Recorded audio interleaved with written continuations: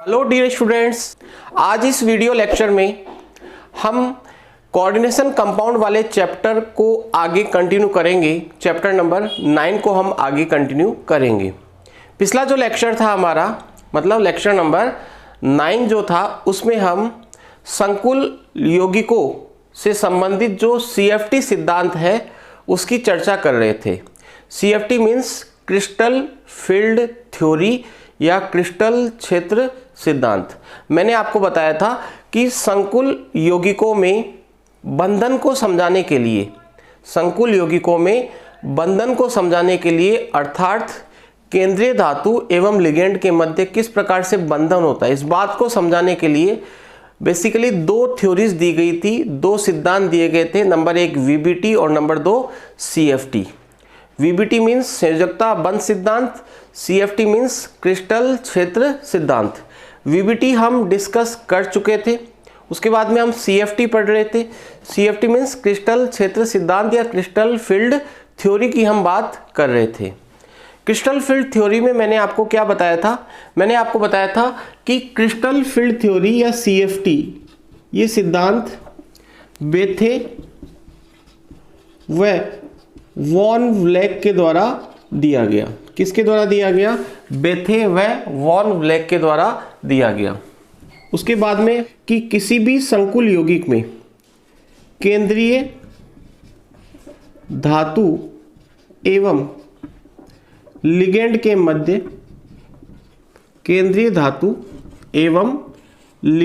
मध्य, किस प्रकार के बंध पाए जाते हैं बच्चों? आयनिक बंध पाए जाते हैं। कौन से बंध पाए जाते हैं? आयनिक बंध। CFT कहती है कि संकुल यौगिकों में केंद्रीय धातु एवं लिगेंडों के मध्य किसी प्रकार का कोई उपसंयोजक बंध उपस्थित नहीं होता है, अर्थात उपसंयोजक बंध यहाँ पर पाए नहीं जाते हैं। यहाँ पर कौन से बंध पाए जाते हैं? आयनिक बंध पाए जाते हैं। फिर हमने बात की थी कि ये जो सिद्धांत है वो धातु के S व P कक्षकों के साथ संबंधित नहीं है। S और P कक्षकों के साथ इस सिद्धांत का कोई संबंध नहीं है। ये जो सिद्धांत है वो धातु के कौन से कक्षकों के साथ संबंधित है? D कक्षकों के साथ संबंधित है। किसके साथ संबंधित है? D कक्षकों के साथ संबंधित है। फिर हमने बात की थी कि जो D कक्षक होते हैं वो 5 प्रकार के होते हैं, यानी संख्या में 5 होते हैं। DXY, DYZ, DXZ या ZX, DX2, Y2 और DZ2। इनमें से जो शुरू वाले 3 कक्षक हैं इनको T2G कक्षक कहा जाता है और इनको क्या कहा जाता है? EG कक्षक कहा जाता है। मतलब कि जो D कक्षक होते हैं वो 2 प्रकार के होते हैं, T2G और EG। T2G में 3 कक्षक आते हैं, DXY, DYZ, DXZ, और EG में 2 कक्षक आते हैं, DX2, Y2 और DZ2। टोटल तो 5 है, टोटल तो प्रकार 5 है, लेकिन 5 प्रकारों को वापस से 2 भागों में वर्गीकृत किया गया है, T2G कक्षक और EG कक्षक। T2G कक्षक कौन कौन से हैं? DXY, DYZ, DXZ। और इन कक्षकों की पालियां अक्षों के कहाँ होती है? बीच में होती है। ठीक है, बताया था इन कक्षकों की पालियां कहाँ होती है? अक्षों के बीच में होती है। इस प्रकार से द्विडंबलाकार आकृति बताई थी। जैसे ये हो गया DXY कक्षक, यहाँ पे Y करोगे, यहाँ पे Z करोगे तो ये हो जाएगा DYZ कक्षक। यहाँ पे X करोगे, यहाँ पे Z करोगे तो ये कक्षक हो जाएगा DXZ कक्षक। ठीक है, इतना अपन ने बात की थी, ये अपन ने बात की थी। और DX2, Y2, DZ2 में जो पालियां होती है वो कहाँ होती है? अक्षों के ऊपर होती है। जैसे ये हो गया DX2, Y2 और DZ2 के अंदर मैंने आपको बताया था कुछ इस प्रकार से इसकी आकृति होती है। एक वलय होती है और 2 क्या होते हैं? पालियां होती है। ठीक है, एक डंबल है और दूसरा जो डंबल होता है वो गोलाकार वलय के रूप में उपस्थित होता है। तो इस प्रकार से हमने D कक्षकों के बारे में पढ़ लिया था। उसके बाद में हम बात कर रहे थे अष्टफलकीय संकुलों में क्रिस्टल क्षेत्र विपाटन की। मैंने आपको बताया था कि जब किसी संकुल यौगिक का निर्माण होता है तो उस निर्माण के दौरान क्या होता है, जो धातु के डी कक्षक होते हैं वो दो भागों में क्या हो जाते हैं, विपाटित हो जाते हैं, T2G में, EG में, T2G एवं EG में, या EG या T2G में होंगे। ठीक है, वो डिपेंड करेगा संकुल यौगिक किस प्रकार का है। तो धातु के डी कक्षकों का जो विपाटन होता है उसे हम क्या कहते हैं, क्रिस्टल क्षेत्र विपाटन कहते हैं। तो जब किसी संकुल यौगिक का निर्माण होता है तो उस दौरान धातु के जो डी कक्षक होते हैं वो दो भागों में विपाटित हो जाते हैं, T2G एवं EG में। इस विपाटन को क्या कहा जाता है, क्रिस्टल क्षेत्र विपाटन कहा जाता है। हम पढ़ रहे थे अष्टफलकीय संकुलों में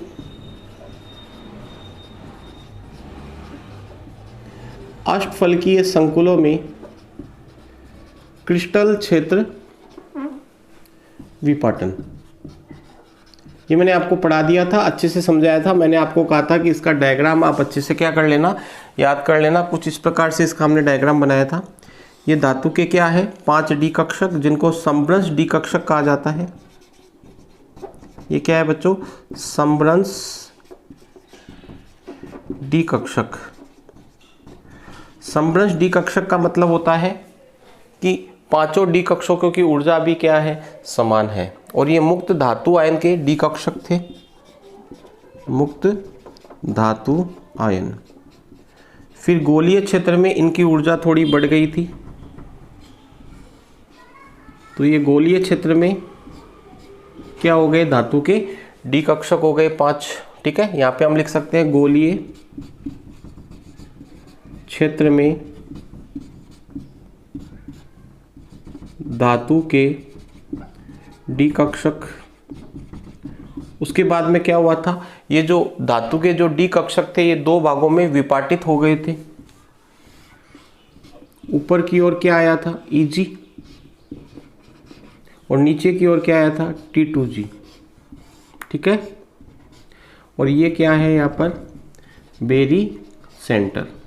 ठीक है, ऊर्जा का ये लेवल होता है जिसे क्या कहा जाता है, बेरी सेंटर कहा जाता है। नीचे से ऊपर ऊर्जा बढ़ रही है। बेरी सेंटर से ये T2G कक्षक का आ चुका है नीचे। कितना नीचे आता है, कितनी ऊर्जा इसकी कम होती है, मैंने बताया था आपको, -0.4 डेल्टा O या 4 DQ। ठीक है, और EG कक्षक की ऊर्जा कितनी बढ़ती है, तो ये आपको याद रखना है, +0.6 डेल्टा O या 6 DQ। परिमाण को जोड़ोगे तो DQ की फॉर्म में परिमाण जुड़ेगा तो 6 प्लस ये माइनस होगा ना, 6 + 4 = 10 DQ। ठीक है, 6 DQ + 4 DQ = 10 DQ। ठीक है, परिमाण को जोड़ा जाता है। 6 में 4 जोड़ा तो टोटल कितना हो गया, 10, और 0.6 में 0.4 जोड़ोगे तो टोटल कितना हो जाएगा, 1। इसका मतलब इन दोनों कक्षकों की बीच की ऊर्जा का जो अंतर होता है उसको हम किससे दर्शाते हैं, डेल्टा O से, जिसे हम क्या कहते हैं, क्रिस्टल क्षेत्र विपाटन ऊर्जा। कौन से संकुलों में, अष्टफलकीय संकुलों में। तो ये डायग्राम हमने बना लिया था। तो ये डायग्राम आपको अच्छे से क्या करना है, याद करना है। इसके बाद में देखिएगा आपको क्या ध्यान रखना है, ये धातु के जो डी कक्षक हैं ये दो भागों में विपाटित हो रहे हैं इस प्रकार से।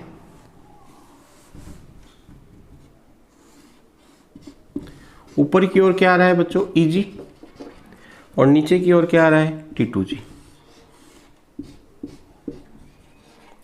और ये क्या है, बेरी सेंटर। ये क्या है बच्चों, बेरी सेंटर। ठीक है, ये विपाटन हो रहा है। ठीक है, अब ये विपाटन कम होगा कि ज़्यादा होगा, ये डिपेंड करता है लिगेंड की प्रकृति पर, लिगेंड की प्रबलता पर। ठीक है, ऐसा बताया गया है कि यदि लिगेंड प्रबल होगा,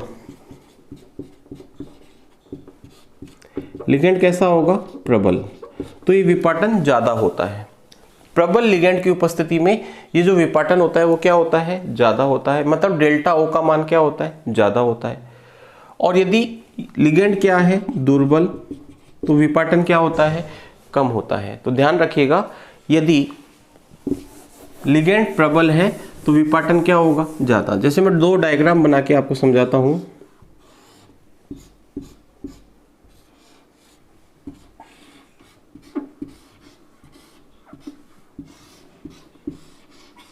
एक तो ये डायग्राम है, ठीक है, एक डायग्राम मैं इधर बनाता हूं।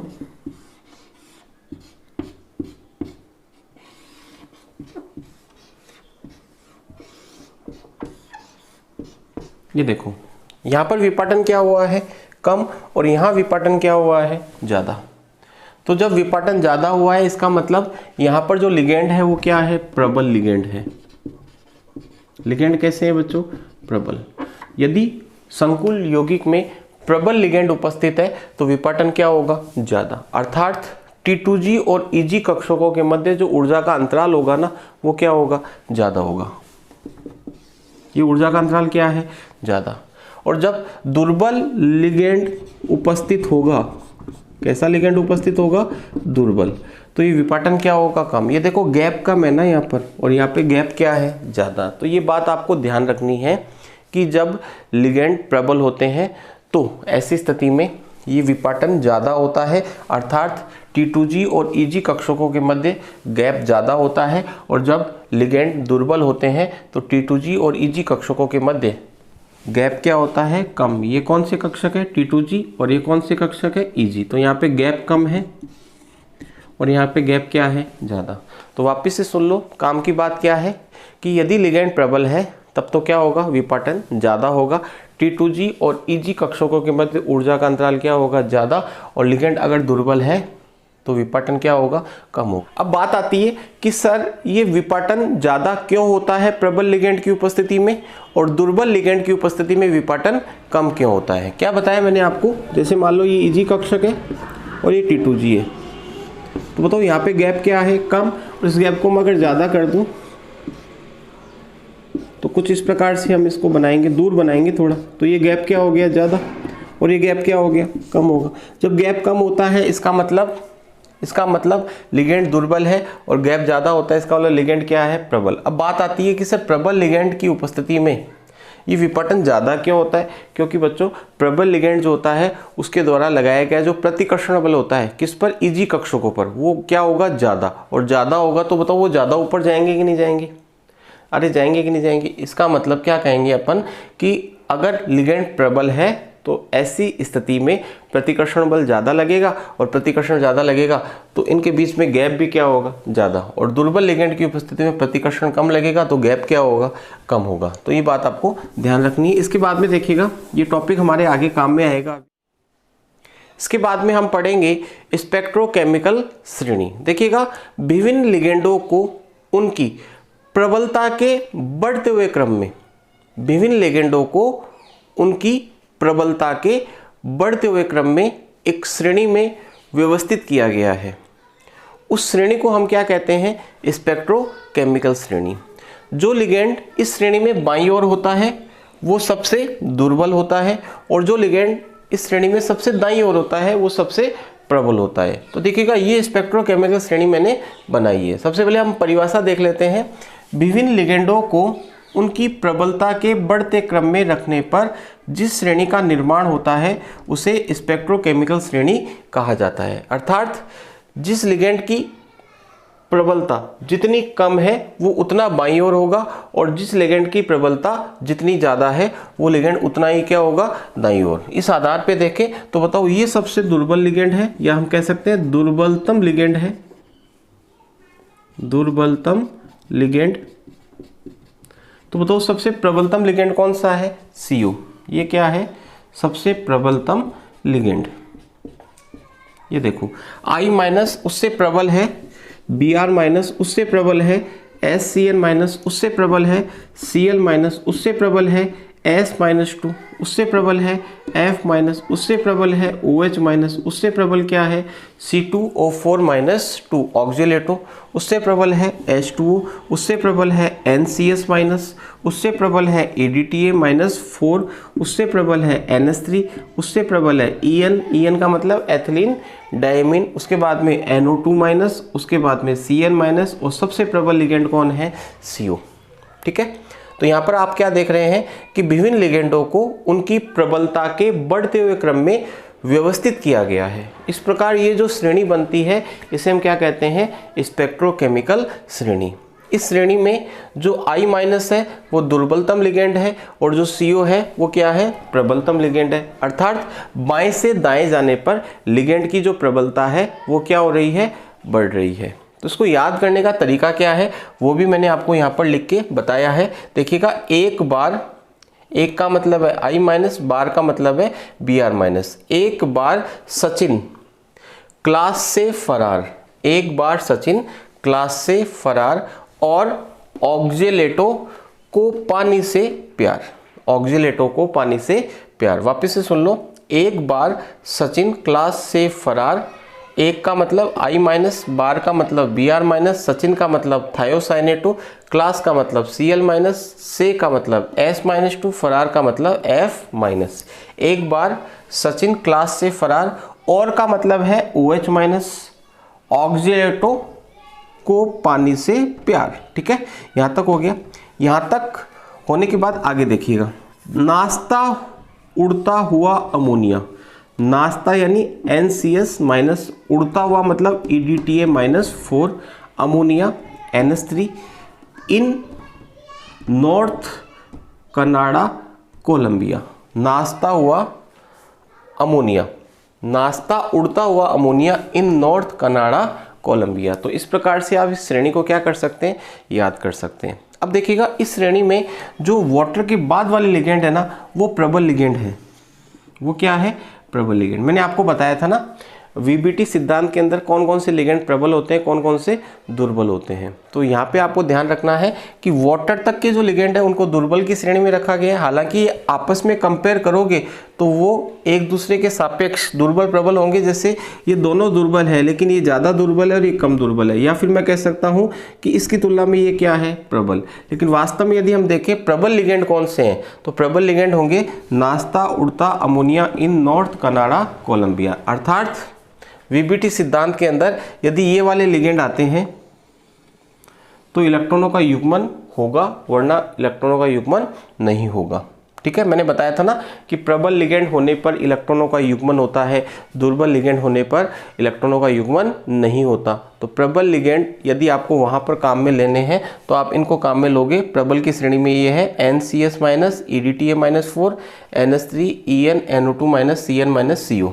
ठीक है, ये NCS के इधर वाले जो लिगेंड है वो सारे क्या है, दुर्बल है। लेकिन आपस में कंपेयर करोगे तो एक दूसरे की तुलना में दुर्बल प्रबल हो सकते हैं। जैसे BR माइनस की तुलना में SCN माइनस है ना, वो हम कह सकते हैं कम दुर्बल है। अर्थात ये जो लिगेंड है ना SCN माइनस, वो BR माइनस की तुलना में थोड़ा क्या है, प्रबल है। ठीक है, तो ये श्रेणी आप अच्छे से याद करोगे। कैसे याद करोगे, देखो, एक बार सचिन क्लास से फरार और ऑक्जेलेटो को पानी से प्यार, नाश्ता उड़ता हुआ अमोनिया इन नॉर्थ, नॉर्थ का मतलब NO2 माइनस, कनाडा का मतलब CN माइनस, कोलंबिया का मतलब CO कार्बोनिल लिगेंड। इसके बाद में हम बात करेंगे अष्टफलकीय संकुलों में, अष्टफलकीय संकुलों में जो D कक्षक होते हैं उनमें इलेक्ट्रॉनों के वितरण की। इलेक्ट्रॉन किस प्रकार से भरे जाते हैं D कक्षकों में, अर्थात T2G और EG कक्षकों में। तो इस टॉपिक को समझने के लिए सबसे पहले हमें समझना होगा कि क्रिस्टल क्षेत्र विपाटन ऊर्जा क्या होती है। क्रिस्टल क्षेत्र विपाटन ऊर्जा क्या होती है, डेल्टा O क्या होती है। तो ऑलरेडी मैं बता चुका हूं आपको कि T2G व EG कक्षकों के मध्य जो ऊर्जा का अंतराल होता है, मैंने आपको बताया कि जब अष्टफलकीय संकुल का निर्माण होता है तो उस वक्त क्या होता है, धातु के जो D कक्षक होते हैं वो दो भागों में टूट जाते हैं, एक T2G कक्षक और एक EG कक्षक। ठीक है, तो T2G नीचे होता है, EG कहाँ होता है, ऊपर होता है। तो इन दोनों कक्षकों के मध्य जो ऊर्जा का अंतराल होता है उसे हम क्या कहते हैं, डेल्टा O कहते हैं। याद है आपको, अभी बताया था, ये EG कक्षक है और ये क्या है, T2G कक्षक। इनके बीच में जो ऊर्जा का अंतराल होता है उसे हम क्या कहते हैं, डेल्टा O, यानी क्रिस्टल क्षेत्र विपाटन ऊर्जा। तो ये T2G कक्षक और ये EG कक्षक। तो बताओ क्रिस्टल क्षेत्र विपाटन ऊर्जा क्या होगी, T2G व EG कक्षकों के मध्य ऊर्जा का अंतराल, ऊर्जा का अंतराल क्या कहलाती है, क्रिस्टल क्षेत्र विपाटन ऊर्जा। ठीक है, प्रबल लिगेंड की उपस्थिति में ये विपाटन ऊर्जा ज़्यादा होती है और दुर्बल लिगेंड की उपस्थिति में विपाटन ऊर्जा क्या होती है, कम होती है। उसके बाद में आपको ध्यान रखना है एक और ऊर्जा होती है जिसे हम कहते हैं युग्मन ऊर्जा। क्या कहते हैं, युग्मन ऊर्जा। इसको हम P से दर्शाते हैं। किससे दर्शाते हैं, P से। क्या होती है? किसी कक्षक में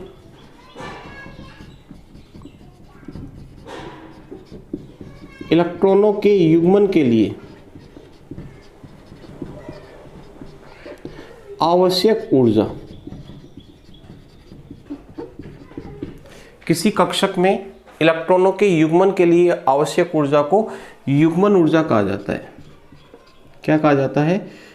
ऊर्जा को क्या कहते हैं? युग्मन ऊर्जा कहते हैं। इसे हम किससे दर्शाते हैं? P से। ठीक है, जैसे मान लिया ये कक्षक है, इसमें एक इलेक्ट्रॉन भरा हुआ है, ठीक है, पहले से। अब इसमें एक और इलेक्ट्रॉन आपको डालना है। इसका मतलब क्या होगा? आपको यहाँ पर युग्मित करना है। इलेक्ट्रॉन पर पहले से माइनस आवेश होता है, तो एक और इलेक्ट्रॉन आएगा, उस पर भी क्या होगा? माइनस। माइनस माइनस में क्या होता है? प्रतिकर्षण होता है। तो इस प्रतिकर्षण का विरोध करते हुए आपको इसको युग्मित करना है, इसमें डालना है इलेक्ट्रॉन। एक कक्षक में 2 इलेक्ट्रॉन डालने के लिए आपको एक ऊर्जा की आवश्यकता होगी, उसे हम क्या कहेंगे? युग्मन ऊर्जा। क्यों आवश्यकता क्यों होगी ऊर्जा की? क्यों होगी? क्योंकि इलेक्ट्रॉन पर माइनस आवेश है और जो दूसरा इलेक्ट्रॉन आप डाल रहे हो उस पर भी क्या है? माइनस। माइनस माइनस में क्या होगा? प्रतिकर्षण। तो बताओ क्या वो युग्मित होना चाहेंगे क्या? नहीं। ठीक है, अगर वो नहीं चाहेंगे तो हमें जबरदस्ती करवाना पड़ेगा, तो उसके लिए एक ऊर्जा की आवश्यकता होती है। उस ऊर्जा को हम क्या कहते हैं? युग्मन ऊर्जा, क्योंकि उनमें प्रतिकर्षण हो रहा है। प्रतिकर्षण होने के कारण से वो पास पास आना नहीं चाहते, लेकिन आप उनको पास पास लेकर आना चाहते हो, युग्मित करना चाहते हो, तो उसके लिए एक ऊर्जा आवश्यक होती है, जिसे हम क्या कहते हैं? युग्मन ऊर्जा। ठीक है, तो इलेक्ट्रॉनों के युग्मन के लिए जो ऊर्जा आवश्यक होती है उसे क्या कहा जाता है? युग्मन ऊर्जा। अब देखिएगा, यदि मान लो लिगेंड प्रबल है, यदि लिगेंड क्या है? प्रबल, तो ऐसी स्थिति में डेल्टा O ज्यादा होता है। बताया था अभी, डेल्टा O क्या होता है? ज्यादा। तो डेल्टा O ज्यादा है तो P क्या हो जाएगा? कम हो जाएगा। P का मतलब युग्मन ऊर्जा क्या होती है? कम होती है। भाई एक चीज ज्यादा है तो दूसरी ऑटोमेटिकली क्या हो जाएगी? कम हो जाएगी। जैसे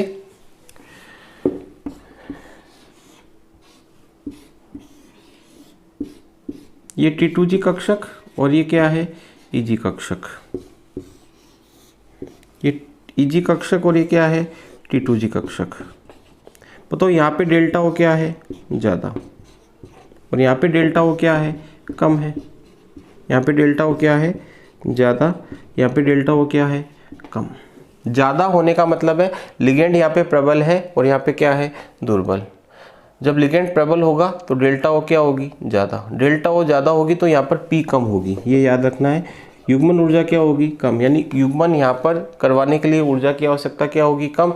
और यहाँ पे डेल्टा O कम है तो P क्या होगी? ज़्यादा। P क्या होगी बच्चों? ज़्यादा। P का मतलब युग्मन ऊर्जा। तो जब लिगेंड प्रबल होता है तो डेल्टा O ज़्यादा होता है और P क्या होता है? कम। और जब लिगेंड दुर्बल होता है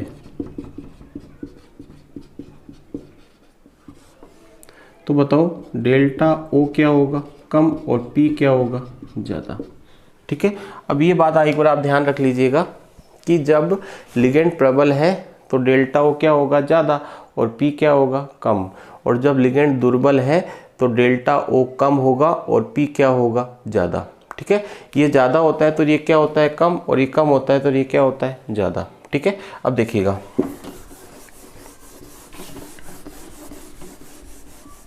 इसको पूरे को एक बार साफ कर देता हूँ क्योंकि मुझे ज़्यादा जगह की आवश्यकता होगी बोर्ड के ऊपर। बोर्ड छोटा ही है।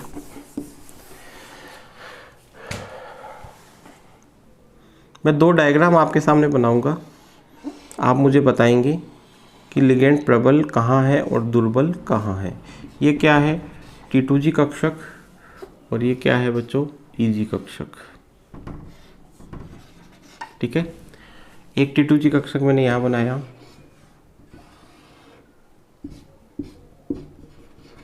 और EG कक्षक मैंने यहाँ बना दिया। ठीक है, ये ऊर्जा का अंतराल क्या कहलाता है? डेल्टा O, और इसमें ये ऊर्जा का अंतराल क्या कहलाता है? Delta O। अब मुझे एक बात बताओ, यहाँ पर गैप ज़्यादा है ना, तो यहाँ पर लिगेंड कैसा है? प्रबल। ठीक है, और यहाँ गैप क्या है? कम, तो यहाँ पे लिगेंड कैसा है? दुर्बल। ठीक है, जब लिगेंड प्रबल है तो डेल्टा ओ क्या होगा, ज़्यादा, किसकी तुलना में, युग्मन ऊर्जा की तुलना में। डेल्टा ओ ज़्यादा होगा किसकी तुलना में, युग्मन ऊर्जा की तुलना में। और जब लिगेंड दुर्बल होगा तो यहाँ पर डेल्टा ओ कम होगा किसकी तुलना में, युग्मन ऊर्जा की तुलना में। अब हमें इनमें इलेक्ट्रॉन भरना है, इलेक्ट्रॉन भरने हैं। इलेक्ट्रॉन भरने को ही हम क्या कहते हैं, इलेक्ट्रॉनों का वितरण कहते हैं। जैसे मान लिया हमारे पास D1 विन्यास है, कौन सा विन्यास है, D1, तो पहले हम इसमें इलेक्ट्रॉन भरेंगे, एक D2 विन्यास होगा तो दूसरा इलेक्ट्रॉन इसमें आ जाएगा, D3 विन्यास होगा तो तीसरा इलेक्ट्रॉन इसमें आ जाएगा। इसका मतलब D1, D2 और D3। D1 पहला इलेक्ट्रॉन यहाँ आ गया, D2 दूसरा इलेक्ट्रॉन यहाँ आ गया, D3 तीसरा इलेक्ट्रॉन यहाँ आ गया। कब, जब लिगेंड क्या है, प्रबल। इसी प्रकार यहाँ पर D1, D2 और D3, ठीक है। D कक्षकों में इलेक्ट्रॉन भरने का मतलब है हमें T2G और EG कक्षकों में इलेक्ट्रॉन फिल करने हैं। तो जब विन्यास D1 होगा तो एक इलेक्ट्रॉन यहाँ आ जाएगा, D2 होगा तो 1 और 1 2 हो जाएंगे, D3 होगा तो 1 2 और 3 हो जाएंगे। इसी प्रकार जब लिगेंड दुर्बल है तो भी क्या होगा, 1 इलेक्ट्रॉन, 2 इलेक्ट्रॉन, 3 इलेक्ट्रॉन। अब चौथा जो इलेक्ट्रॉन है उसके ऊपर आपको ध्यान देना है। यदि लिगेंड प्रबल है, यदि लिगेंड प्रबल है तो ये गैप क्या होगा, ज़्यादा होगा। तो जो चौथा इलेक्ट्रॉन है वो ऊपर नहीं जाएगा, वो यहीं पर युग्मित हो जाएगा। क्यों, क्योंकि युग्मन के लिए आवश्यक ऊर्जा भी क्या है, कम है। तो युग्मन के लिए ऊर्जा कम चाहिए, ऊपर जाने के लिए ऊर्जा क्या चाहिए, ज़्यादा। भाई ऊपर जाने के लिए इतनी ऊर्जा चाहिए डेल्टा ओ के बराबर, डेल्टा ओ तो ज़्यादा है, इसका मतलब वो ऊपर नहीं जाएगा, वो यहीं युग्मित हो जाएगा। क्यों, क्योंकि युग्मन के लिए आवश्यक ऊर्जा क्या है, कम है। समझ में आ रही है बात, अभी वापस से बता दूंगा, एक बार समझ लीजिएगा। फिर बताओ D4 में यहीं पर गया, D5 में यहाँ, D6 में यहाँ, फिर D7, D8, D9 और D10, 10 इलेक्ट्रॉन हमें भरने होते हैं। इसमें देखो 1 2 3, ठीक है, D1, D2, D3। अब D4 चौथा इलेक्ट्रॉन ऊपर जाए कि नीचे रहे, यानी युग्मित हो कि ऊपर वाले में भरे। ये देखो यहाँ पर युग्मन ऊर्जा क्या है, ज़्यादा, मतलब युग्मन के लिए ऊर्जा ज़्यादा चाहिए और ऊपर जाने के लिए ऊर्जा क्या चाहिए, कम चाहिए। ऐसे समझ लो, ये वाली ऊर्जा ऊपर जाने के लिए चाहिए और ये वाली ऊर्जा युग्मन के लिए चाहिए। तो युग्मन के लिए ज़्यादा चाहिए तो बताओ इलेक्ट्रॉन कहाँ जाएगा, चौथा, ऊपर। ये चौथा हो गया, मतलब D4, ये D5, फिर आप यहाँ पे आओगे D6, D7, D8, D9 और D10, ठीक है। वापस से समझाता हूँ, देखिएगा। एक बार समझ में नहीं आया कोई बात नहीं, वापस से बता देंगे। तो इसको हम इस प्रकार से समझेंगे, वापस से देखिएगा एक बार वापस बता देता हूं। ये है अपना T2G कक्षक और ये है अपना EG कक्षक और ये है ऊर्जा का अंतराल डेल्टा O, ठीक है। एक और मैं बना लेता हूं ऐसा डायग्राम, T2G और ये EG, ये T2G और ये EG, ये हो गया ऊर्जा का अंतराल डेल्टा O, ठीक है। अब देखो यहाँ पर जो लिगेंड है वो कैसा होगा बच्चों, प्रबल। क्यों, क्योंकि ये ऊर्जा का अंतराल क्या है, ज़्यादा। तो यहाँ पर लिगेंड क्या है, प्रबल, यानी हम कह सकते हैं विपाटन प्रबल लिगेंड की उपस्थिति में हुआ है, अर्थात डेल्टा O ज़्यादा है किसकी तुलना में, P की तुलना में, ठीक है। और यहाँ पर ये जो विपाटन आपको कम नज़र आ रहा है, इसका मतलब ये दुर्बल लिगेंड की उपस्थिति में हुआ है और दुर्बल लिगेंड की उपस्थिति में विपाटन कम होगा, अर्थात डेल्टा O कम होगा किसकी तुलना में, P की तुलना में। यानी यहाँ पर युग्मन ऊर्जा क्या होगी, ज़्यादा, और यहाँ पर युग्मन ऊर्जा कम होगी। यहाँ पर युग्मन के लिए ज़्यादा ऊर्जा चाहिएगी और यहाँ पर युग्मन के लिए कम ऊर्जा चाहिएगी। यानी हम कह सकते हैं यहाँ पर युग्मन होगा और यहाँ पर युग्मन नहीं होगा। देखिएगा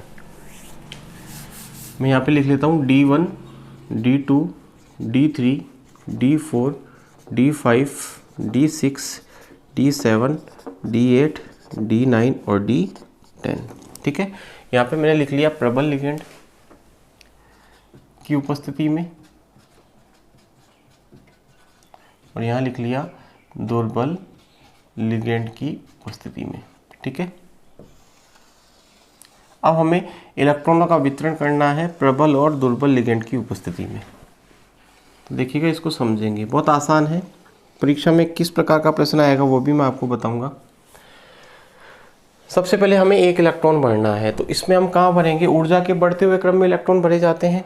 तो सबसे पहले एक इलेक्ट्रॉन यहाँ भर देंगे और इसमें यहाँ भर देंगे। तो बताओ इस विन्यास का क्या नाम होगा? T2G में कितना इलेक्ट्रॉन? एक। Eg में कितना? 0। इसको बोलेंगे अपन T2G 1 Eg 0, ठीक है। और वहाँ पर भी सेम विन्यास होगा, T2G 1 Eg 0, ठीक है। अब दूसरा इलेक्ट्रॉन भरते हैं, इसमें यहाँ भरा जाएगा और इसमें यहाँ भरा जाएगा, ठीक है। पहले एक एक इलेक्ट्रॉन भरते हैं, उसके बाद में क्या करते हैं? युग्मन करते हैं। कौन सा नियम? हुंड का अधिकतम बहुलकता का नियम। हुंड का अधिकतम बहुलकता का नियम क्या कहता है? किसी उपकोष में इलेक्ट्रॉन भरते समय इलेक्ट्रॉनों का युग्मन तब तक नहीं होता जब तक कि उस उपकोष के प्रत्येक कक्षक में समान चक्रण वाला एक एक इलेक्ट्रॉन ना आ जाए। तो पहले हम एक एक इलेक्ट्रॉन भरेंगे, उसके बाद में युग्मन करेंगे, और युग्मन होगा कि नहीं होगा वो डिपेंड करेगा इस बात पर, ठीक है। वो अभी अपन देखेंगे। तो दूसरा इलेक्ट्रॉन हमने यहाँ भर दिया, तो बताओ विन्यास क्या होगा? T2G2 Eg में कितना है बताओ? ऊपर 0 है ना अभी। इसमें क्या हो जाएगा? T2G2 Eg 0। इसमें भी हो जाएगा T2G2 Eg 0। अब देखो तीसरा इलेक्ट्रॉन इसमें कहाँ भरा जाएगा? यहाँ, और इसमें भी यहाँ। 3 इलेक्ट्रॉन तक तो दोनों में इलेक्ट्रॉनों का वितरण क्या होता है? समान होता है। तो यहाँ पर हम लिख देंगे T2G3 Eg 0, और यहाँ पर भी हम लिख देंगे T2G3 Eg 0। अब चौथा इलेक्ट्रॉन यानी D4 विन्यास, इसको देखिएगा। इसमें क्या होगा बच्चों? जो चौथा इलेक्ट्रॉन है उसके पास में चौथा जो इलेक्ट्रॉन है उसके पास में 2 ऑप्शंस हैं। पहला ऑप्शन तो है कि वो यहीं युग्मित हो जाए, या फिर वो कहाँ जाए? ऊपर जाए। अब वो ऊपर जाएगा कि युग्मित होगा वो डिपेंड करेगा इस बात पर। यहाँ पर देखो दोनों के बीच ऊर्जा का अंतराल क्या है? ज़्यादा। तो ऊपर जाने के लिए उसको ज़्यादा ऊर्जा चाहिएगी, और युग्मन के लिए उसको ऊर्जा क्या चाहिएगी? कम चाहिएगी। तो बताओ उसको युग्मित होना उसको आसान है कि ऊपर जाना उसके लिए आसान है? ऊपर जाने के लिए उसको ज़्यादा ऊर्जा चाहिए क्योंकि डेल्टा वो ज़्यादा है, और युग्मन के लिए ऊर्जा क्या चाहिए? कम। तो प्रबल लिगेंड की उपस्थिति में क्या होता है? इलेक्ट्रॉनों का युग्मन हो जाता है। इलेक्ट्रॉनों का क्या हो जाता है? युग्मन। क्यों? क्योंकि युग्मन के लिए ऊर्जा क्या होती है? आवश्यक कम होती है। तो यहाँ पे हम लिखेंगे ऐसे। तो बताओ ये विन्यास क्या हो गया? T2G में कितने इलेक्ट्रॉन हो गए? अब 4 हो गए, 1 2 3 और 1 4। और Eg में कितना है? 0, ठीक है। अब यहाँ पर देखो चौथा इलेक्ट्रॉन यदि युग्मित होता है तो उसको ऊर्जा क्या चाहिएगी? ज़्यादा। और ऊपर जाने में ऊर्जा क्या चाहिएगी? कम, क्योंकि ऊर्जा का अंतराल क्या है? कम। तो इसमें चौथा इलेक्ट्रॉन कहाँ चला जाता है? ऊपर। तो बताओ विन्यास क्या होगा? T2G में कितने इलेक्ट्रॉन? 3, और Eg में कितना? 1, ठीक है। समझ में आया? अब अपन D5 की बात करेंगे। कितने बढ़ चुके हैं? 4। 5वां इलेक्ट्रॉन इसमें आ जाएगा। तो बताओ क्या हो जाएगा? T2G कितने इलेक्ट्रॉन हो गए? गिनो। 1 2 3 4 5। T2G 5 Eg 0, ठीक है। और इसमें क्या होगा? 5वां इलेक्ट्रॉन यहाँ पे आ जाएगा, ठीक है। अब इसके बाद पहले इसको भरोगे फिर वापस नीचे आएंगे। तो T2G 3 Eg 2, ठीक है। अब छठा इलेक्ट्रॉन बताओ इसमें कहाँ आएगा? यहीं आ जाएगा। तो यहाँ पे हम लिख देंगे T2G 6 Eg 0, और इसमें हम लिख देंगे बताओ इसमें छठा इलेक्ट्रॉन कहाँ आएगा? यहाँ पर। तो T2G 4 और Eg 2, ठीक है। अब D7 का विन्यास देखो, इसमें 7वां इलेक्ट्रॉन अब ऊपर जाएगा। क्यों? क्योंकि अब नीचे जो कक्षक है वो भर चुके हैं पूरे। तो T2G 6 Eg 1, और इसमें देखो T2G 1 2 3 4, इसमें 5 हो जाएगा। T2G 5 Eg 2, ठीक है। 8वां इलेक्ट्रॉन इसमें विन्यास क्या होगा? T2G 6 Eg में अब पहले 1 था, अब कितना हो जाएगा? 2 हो जाएगा। और इसमें क्या होगा? T2G 6 Eg 2, ये देखने हो जाएंगे। यहाँ पर 6 हो जाएंगे। Eg में कितने होंगे? 2 होंगे। फिर D9 को देखो। D9 में इसमें क्या होगा? एक इलेक्ट्रॉन यहाँ पे भर देंगे। तो T2G 6 Eg 3, और इसमें बताओ यहाँ पे आ जाएगा। तो T2G 6 Eg 3, और फिर D10 पे क्या होगा? T2G 6 Eg 4, इसमें भी T2G 6 Eg 4, ठीक है। तो बताओ कहाँ से अंतर आना शुरू हुआ? चौथे से। यहाँ तक तो सेम था, फिर यहाँ पर देखो अंतर है, इसमें अंतर है, इसमें अंतर है, इसमें अंतर है, और इसमें भी क्या है? अंतर। यानी D4 से D7 तक का जो विन्यास होता है वो दोनों का क्या होता है? अलग अलग होता है। लेकिन D8 D9 D10 का वापस से क्या हो जाता है, समान हो जाता है। तो इस प्रकार से हम इलेक्ट्रॉनों का क्या करते हैं, वितरण। इलेक्ट्रॉनों का वितरण इस बात पर डिपेंड करता है कि डेल्टा O ज़्यादा है कि P ज़्यादा है। इसके बाद में हम बात करेंगे चतुष्फलकीय संकुलों में डी कक्षकों के विपाटन की। तो देखिएगा, चतुष्फलकीय संकुलों में डी कक्षकों का विपाटन अष्टफलकीय संकुलों के विपाटन से उल्टा होता है और क्या होता है, कम। पहली बात तो आपको ध्यान रखनी है कि चतुष्फलकीय संकुलों में जो डी कक्षकों का विपाटन होगा वो उल्टा होगा। उल्टे का मतलब यहाँ पर Eg नीचे आएगा और T2G कहाँ जाएगा, ऊपर। उसमें क्या था, T2G नीचे था, Eg कहाँ था, ऊपर। दूसरा, कम होता है, अर्थात यहाँ पर जो ये गैप होगा वो क्या होगा, कम होगा। ठीक है, इसका कारण क्या है, देखिएगा, चारों लिगेंड अक्षों के मध्य से केंद्रीय धातु की ओर क्या होते हैं, अग्रसर होते हैं। चारों लिगेंड, चतुष्फलकीय संकुल में धातु के साथ कितने लिगेंड जुड़े होते हैं, 4 लिगेंड जुड़े होते हैं। चारों लिगेंड अक्षों के मध्य से केंद्रीय धातु की ओर क्या होते हैं, अग्रसर। अतः T2G कक्षकों पर प्रतिकर्षण अधिक लगता है। सर, T2G कक्षकों पर प्रतिकर्षण अधिक क्यों लगता है, क्योंकि जो T2G कक्षक होते हैं उनकी पालीय अक्षों के कहाँ होती है, बीच में। तो पालीय अक्षों के बीच है और जो लिगेंड आ रहे हैं वो भी अक्षों के मध्य से ही आ रहे हैं, अक्षों के बीच से ही आ रहे हैं। इसका मतलब T2G कक्षकों पर प्रतिकर्षण क्या लगेगा, अधिक, जिस कारण से T2G कक्षक तो ऊपर आ जाएंगे और Eg कक्षकों पर, जिनकी पालीय अक्षों के ऊपर होती है, पर प्रतिकर्षण क्या लगता है, कम।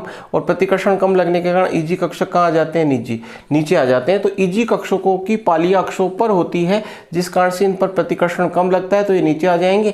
और T2G कक्षक की पालीय अक्षों के बीच होती है, तो वो कहाँ चले जाएंगे, ऊपर। अब देखो, ये ध्यान रखना है कि बेरी सेंटर से Eg कक्षक कितना नीचे आते हैं, -0.6 डेल्टा T, और T2G कक्षक कितना ऊपर जाते हैं, +0.4 डेल्टा T। तो ये डायग्राम आपको याद रखना है। वही बात है, मुक्त धातु आयन डी कक्षक हो गए, मुक्त धातु आयन के डी कक्षक हो गए। ये गोलाकार क्षेत्र में धातु आयन के क्या हो गए, डी कक्षक।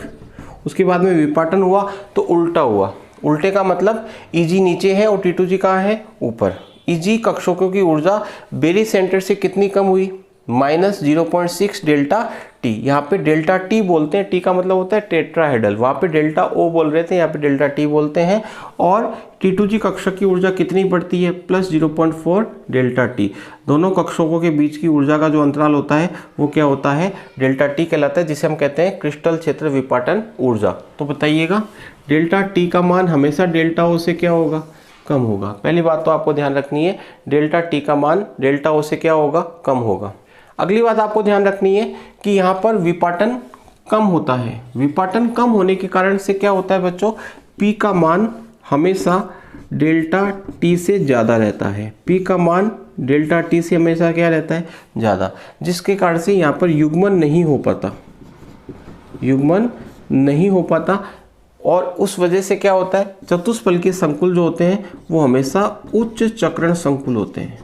उच्च चक्रण संकुल, आपसे परीक्षा में प्रश्न पूछ लिया जाए कि चतुष्फलकीय संकुल हमेशा उच्च चक्रण संकुल क्यों होते हैं, तो उसका कारण होगा क्योंकि यहाँ पर इलेक्ट्रॉनों का युग्मन नहीं हो पाता। और इलेक्ट्रॉनों का युग्मन नहीं होता, क्यों नहीं होता, उसका कारण क्या है, क्योंकि यहाँ पर विपाटन क्या होता है, कम। विपाटन कम होने के कारण से यहाँ पर युग्मन ऊर्जा हमेशा क्या रहती है, ज़्यादा। और युग्मन ऊर्जा ज़्यादा होगी तो इलेक्ट्रॉनों का युग्मन नहीं हो पाएगा। और मैंने आपको बताया था VBT के अंदर कि जब इलेक्ट्रॉनों का युग्मन नहीं होता तो जो संकुल बनता है वो कैसा बनता है, उच्च चक्रण संकुल। तो ध्यान रखिएगा, चतुष्फलकीय संकुल उच्च चक्रण संकुल होते हैं। क्यों, क्योंकि यहाँ पर विपाटन कम होता है और विपाटन कम होने के कारण से P का मान डेल्टा T से क्या रहता है, ज़्यादा। इसके इस वीडियो लेक्चर में हम इतना ही पढ़ेंगे। अगले वीडियो लेक्चर में हम क्या करेंगे, CFT पर आधारित जो क्वेश्चंस बुक में दे रखे हैं उनको सॉल्व करेंगे। ठीक है, तो मिलते हैं अगले वीडियो लेक्चर में। तब तक के लिए धन्यवाद। जय हिंद, जय भारत।